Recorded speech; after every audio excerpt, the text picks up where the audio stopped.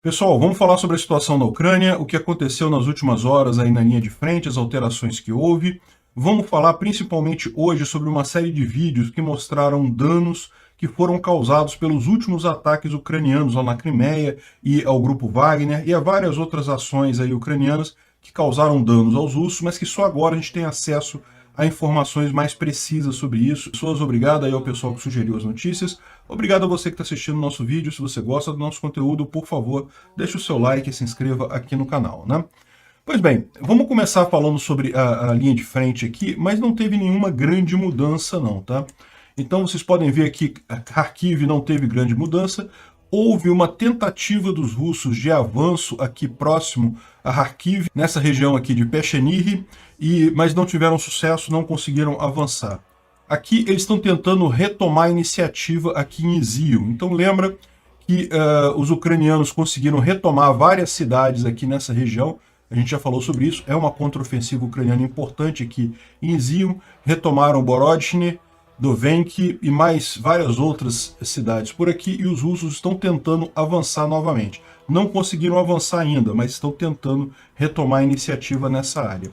Aqui na região de Bakhmut, a gente teve algumas tentativas de avanço aqui em Soledar, mas desde a última novidade, que foi a tomada daquela fábrica, não houve nenhuma mudança significativa, né?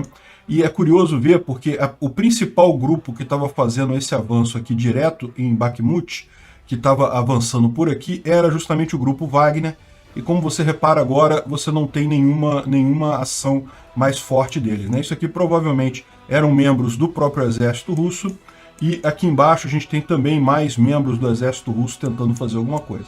Isso não quer dizer que o grupo Wagner tenha sido totalmente tirado de ação, não é isso. E, inclusive, provavelmente, quando eles voltarem, eles vão voltar com sangue nos olhos, né, porque foram mortos muitos comandantes. Mas o fato é que o ataque ucraniano a Popasna, que destruiu o quartel-general deles, provavelmente deixou o grupo em confusão completa lá. É um dos vídeos que a gente vai ver hoje sobre isso, né? Bom, não teve mais nenhuma alteração significativa aqui nos outros lugares. Tudo tentativa de avanço russo, mas nada significativo, né? E houve hoje também dois ataques russos muito feios a instalações civis. Primeiro foi aqui em Mykolaiv, numa universidade em Mykolaiv. O Mykolaiv tem 3 grandes universidades, é uma cidade grande aqui em Mykolaiv.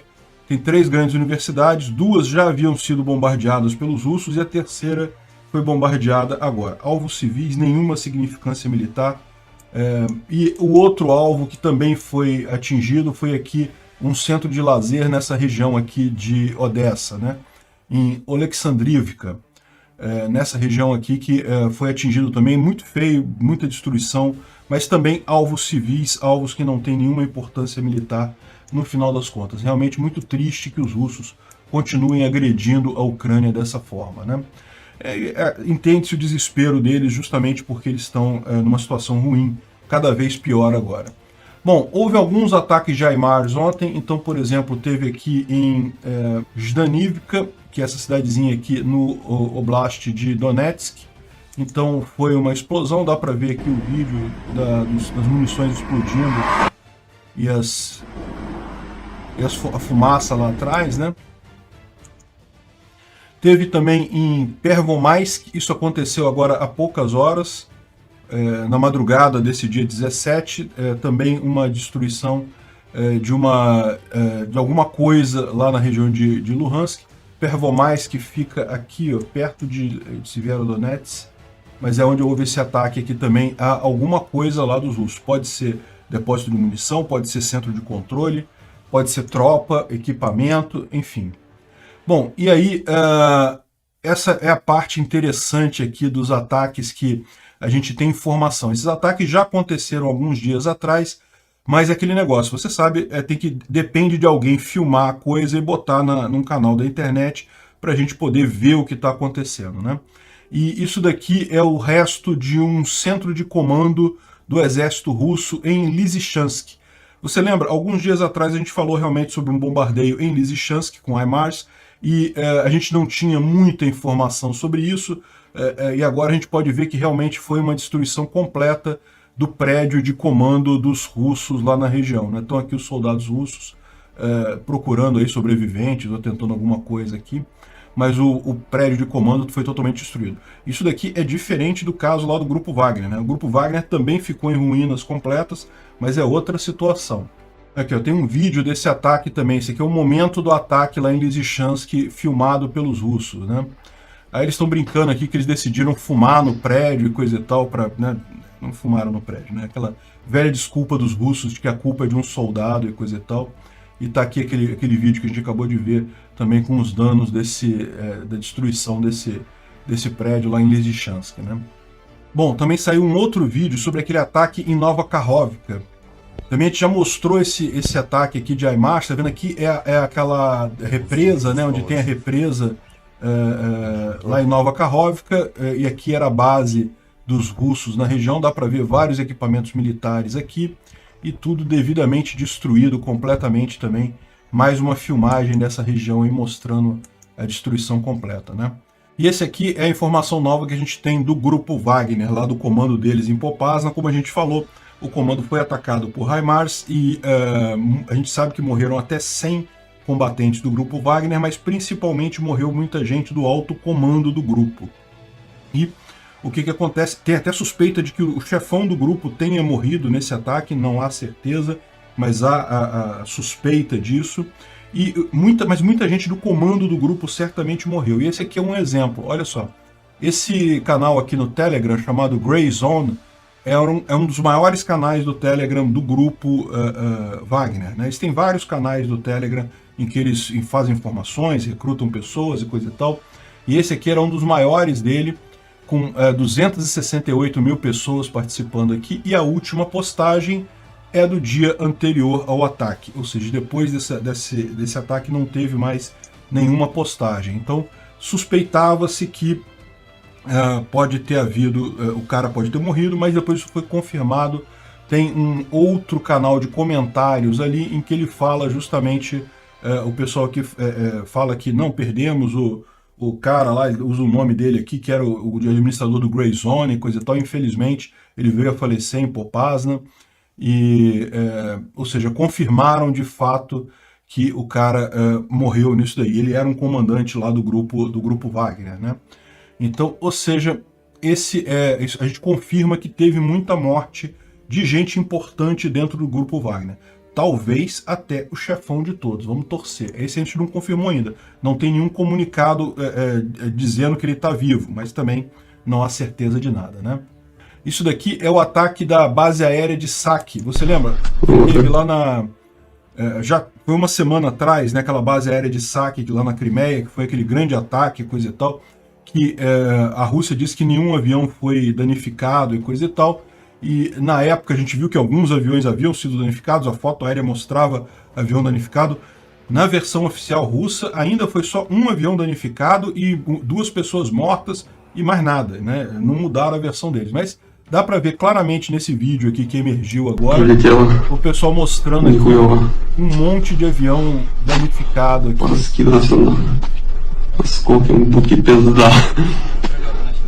Na região, ó. Realmente. Então, de novo, isso aqui não é coisa nova, mas né, mostra o dano que causou aquele ataque lá na base aérea de Saki. E aí tem aquele ataque que aconteceu ontem, lá naquela região de Jankoy, né, ali na Crimeia, que a gente falou que não se sabia exatamente aonde tinha sido esse ataque. Eu mencionei para vocês, poderia ter sido próximo da linha de trem, poderia ter sido nos armazéns ali do lado, e poderia ser naquela fazenda que tem alguns metros da linha do trem, em que os russos fizeram um depósito de munição. E parece que eles confirmaram que foi justamente nessa fazenda aqui, né? Lembra, aqui é a cidadezinha de Azovsk, né? Aqui passa a linha de trem aqui no meio dela, e havia suspeita que poderia ser algum depósito aqui próximo da linha de trem, poderiam ser esses armazéns aqui, mas também poderia ser essa fazenda aqui que os russos tinham transformado em depósito de munição, e parece que foi confirmado que foi nessa fazenda aqui mesmo. A gente tem as imagens de satélite mostrando o pessoal lá, as explosões todas que aconteceram no lugar. Dá para ver que no dia seguinte, né, no dia 16 de agosto, depois da explosão, dá para ver que está tudo plano aqui, né? Aqui dá para ver que tem várias casinhas aqui, vários galpões nessa região aqui, e agora aparece tudo plano, como se realmente tivesse tudo ido pelos ares, o que provavelmente aconteceu. E existe esse vídeo aqui que, segundo dizem, é uma filmagem dos russos do acontecimento ali no momento. Vamos dar uma olhada aqui. Isso, lógico, a gente não tem certeza, tá? Não tem como ter certeza que esse vídeo é autêntico. Mas repara que mostra realmente um grande depósito de munições ali, várias caixas de munição, vários caminhões. Seriam eles lá no desespero quando começou o ataque, né? Это РС-ка была? Это не РС-ка была, это точка У, нахуй. A gente já vê o ataque direto, assim, fogo.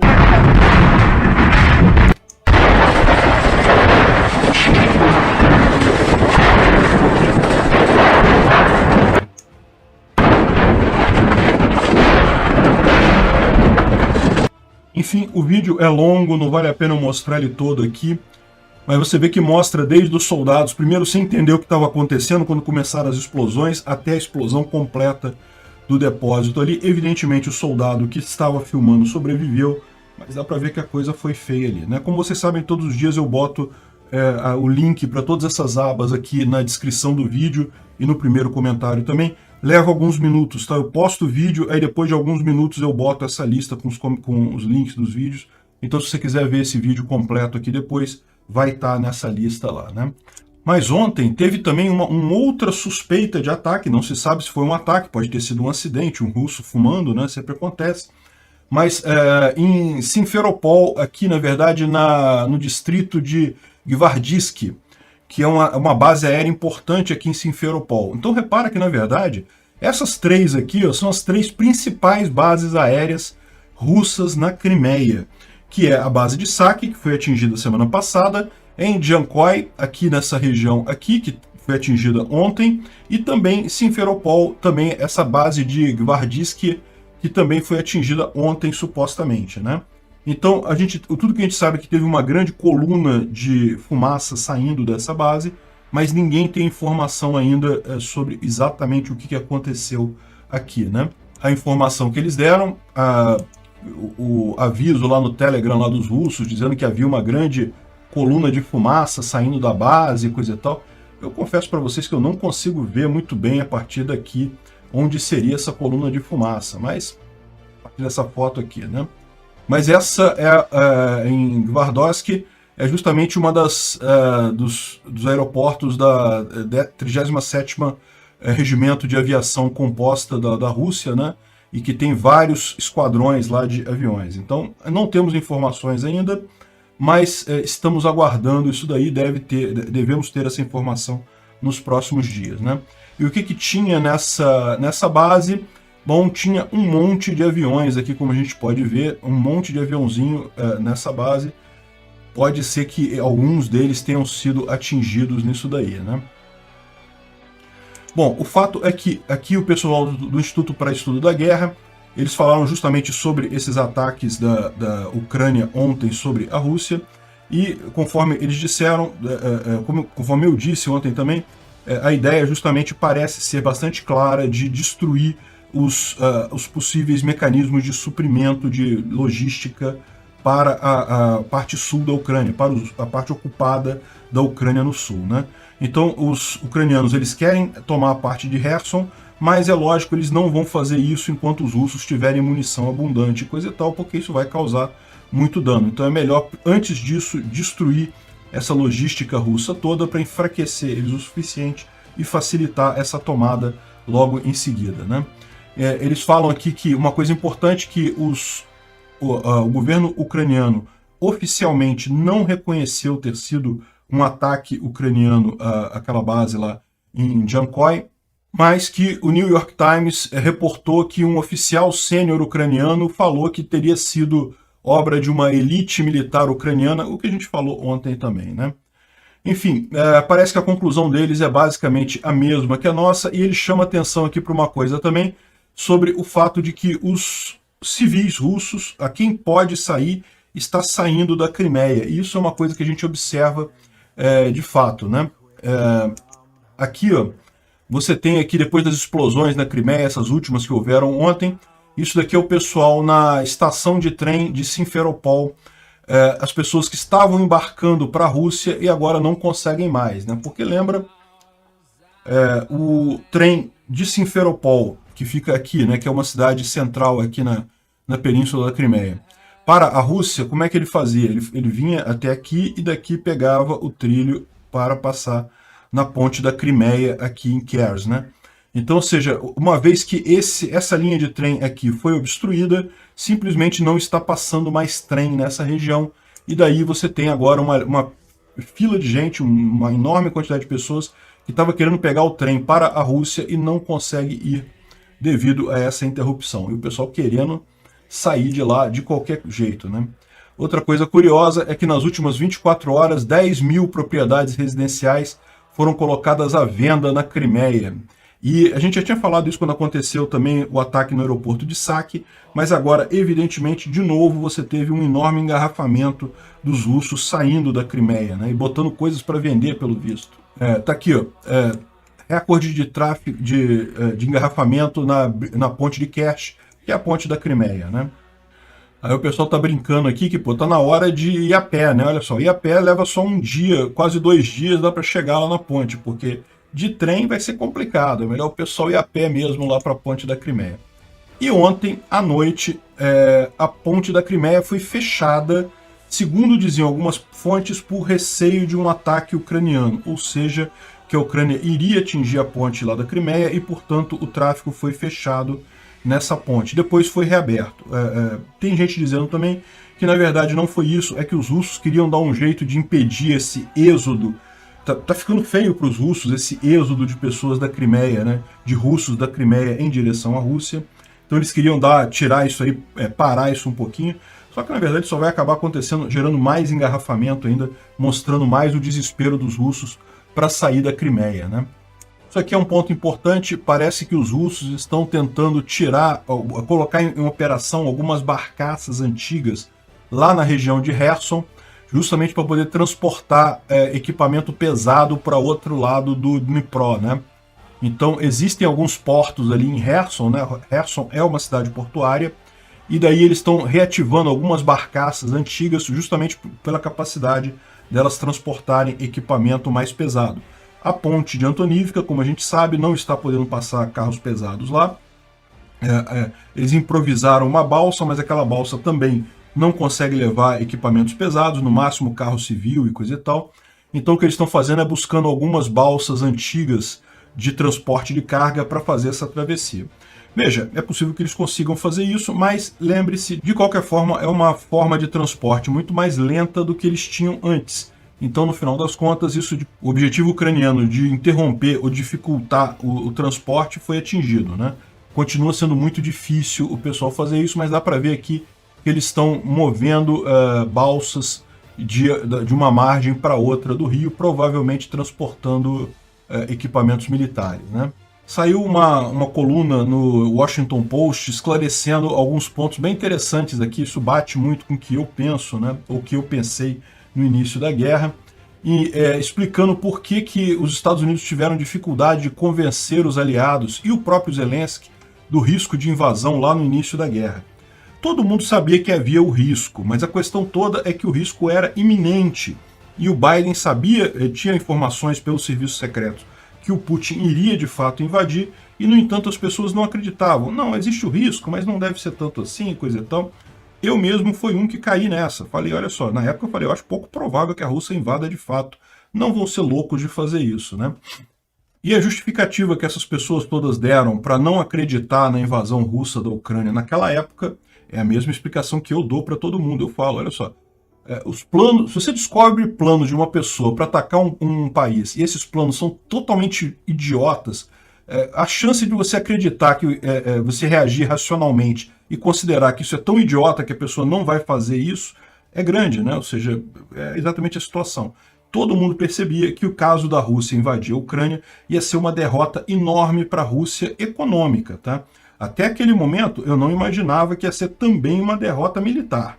Eu sabia que seria uma derrota econômica terrível, que a Rússia iria sofrer muitas sanções e acabar sendo muito penalizada a troco de nada. mas do ponto de vista militar, até isso se mostrou uma idiotice, esse plano russo. Isso surpreendeu um monte de gente também, né?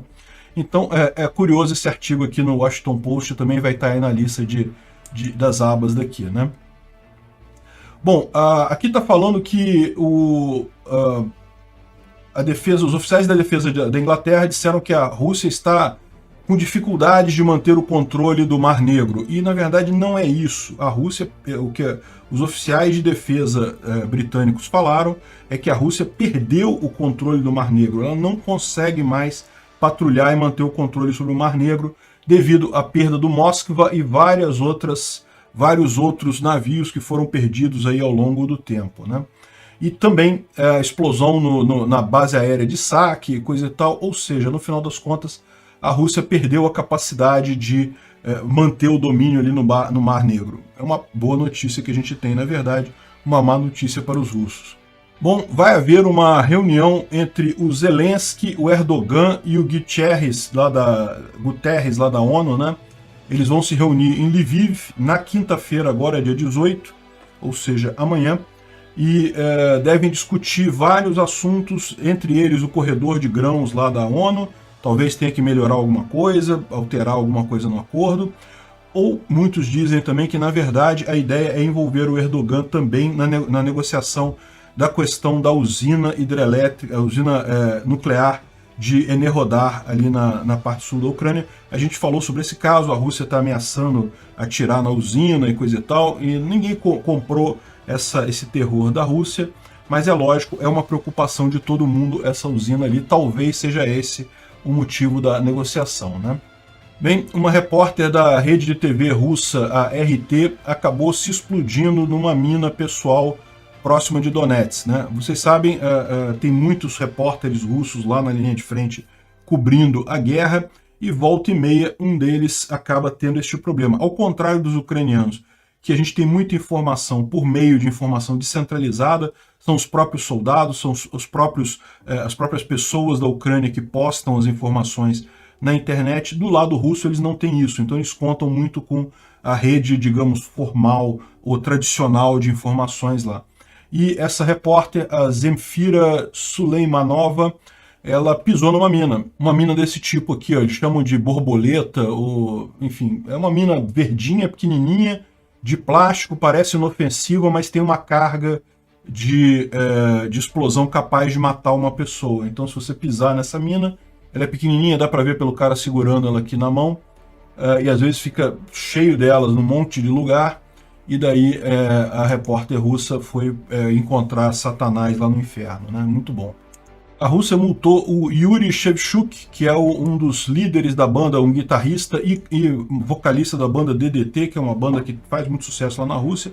Chegou a fazer um sucesso mundial também, então era um cara bem conhecido, e ele criticou a invasão à Ucrânia em um dos concertos dele, foi multado e foi proibido de dar concertos na Rússia também. Muito triste essa censura lá, o que ele falou está absolutamente razoável, né? Obrigado por assistir o vídeo até o final. Além de curtir, compartilhar e se inscrever no canal, considere se tornar patrocinador com valores a partir de R$ 1,99. Clique no botão Seja Membro abaixo para saber as condições e vantagens de patrocinar o canal. Mais informações sobre o nosso projeto, visite nossos sites indicados na tela.